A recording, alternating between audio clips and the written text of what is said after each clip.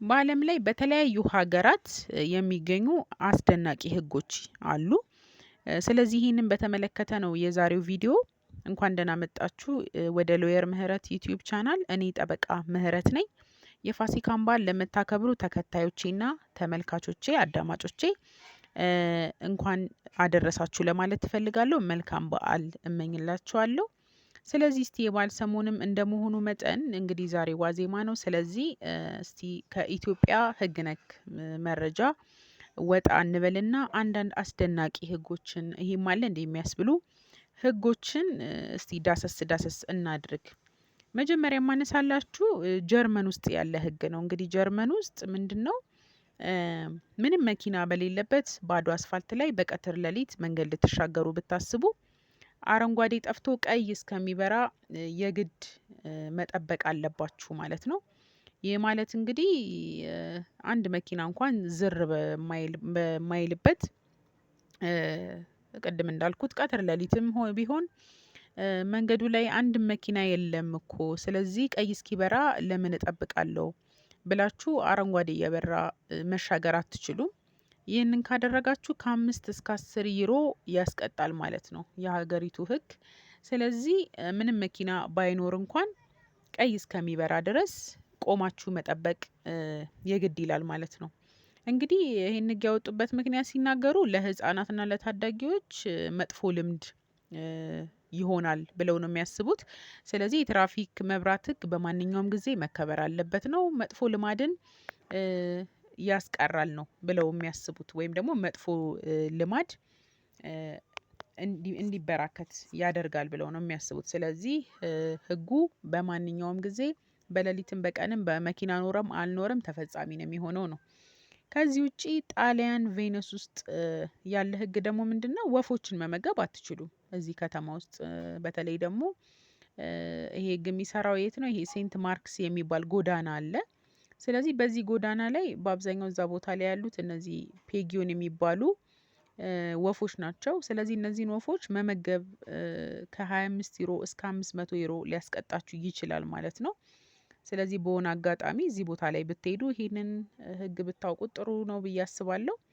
ለምንድነው ይሄንን ህግ ያወጣችሁት ተብለው ሲጠየቁ ምንድነው የሚሉት? የእነዚህ ወፎች ያው የሚጸዳዱት ማለት ነው በጣም አሲድ አለው አሲዲክ ነው።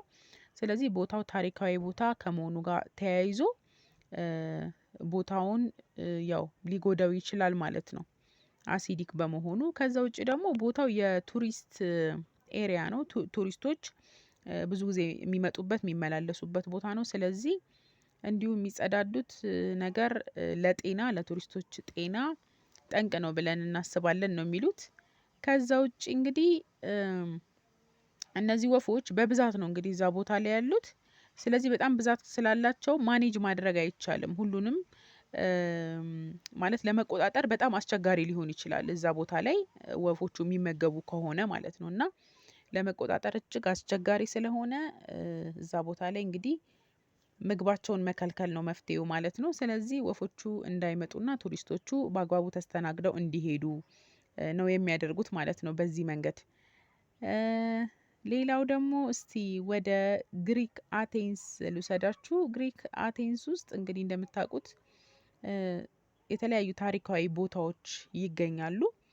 እና ሴቶች እዚህ ቦታ ላይ ለመጎብኘት ከሄዳችሁ ረጅም ሂል ጫማ ማድረግ የተከለከለ ነው።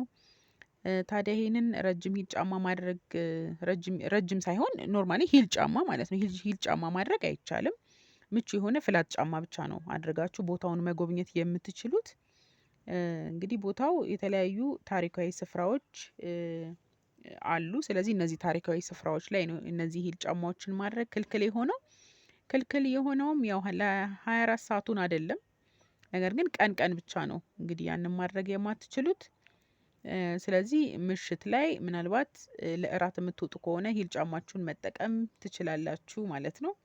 ከዛ ውጪ እንግዲህ ከዚህ ጋር በተያያዘ የሚያነሱት ምንድነው? ቦታው ላይ ይሄ ታሪካዊ ቦታው ላይ ማለት ነው ለጥ ያለ አይደለም የመሬቱ አቀማመጥ ወጣ ገባ ነው። ስለዚህ አንደኛ ቱሪስቶችን ያው ቱሪስቶቹ ሂል ጫማዎችን በሚጠቀሙ ጊዜ ሊወድቁ ይችላሉ ሊጎዱ ይችላሉ። ስለዚህ ከቱሪስቶች ሴፍቲ አንፃር ነው ብለው ያስባሉ።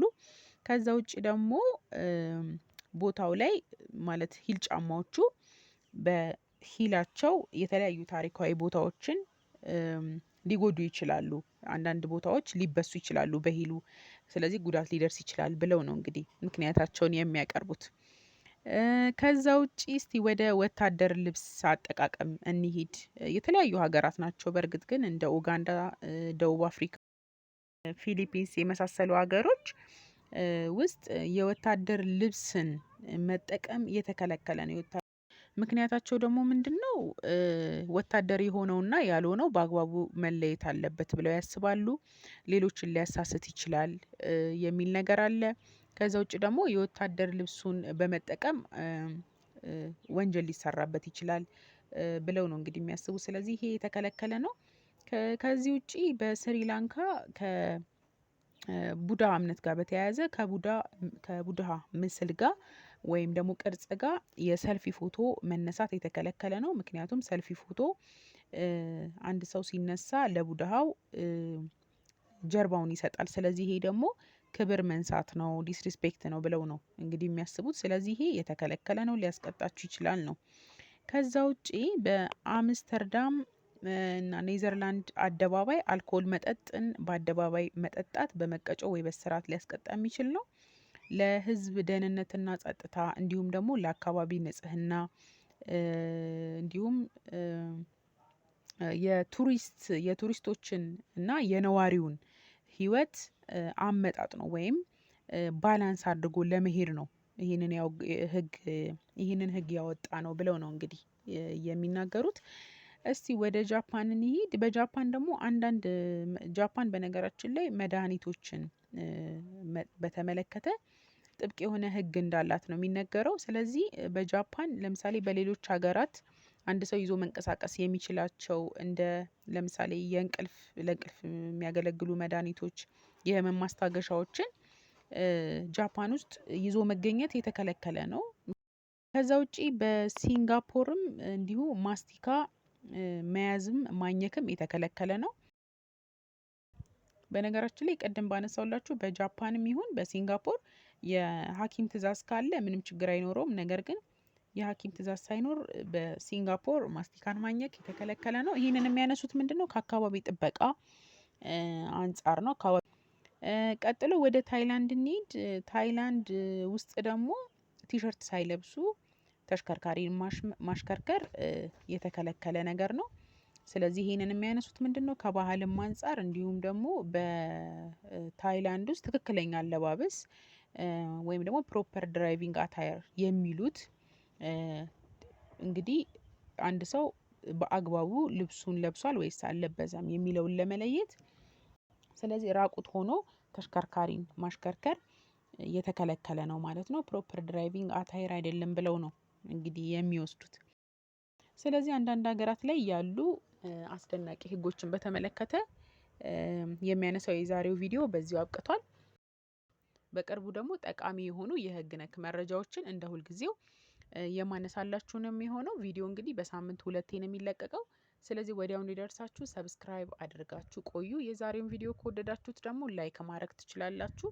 የምታነሱት ሀሳብ ካለ ኮሜንት ላይ ማስቀመጥ ትችላላችሁ፣ መልስላችኋለሁ። ስላዳመጣችሁኝ አመሰግናለሁ። የዛሬው ቪዲዮ በዚሁ አብቅቷል። ቻው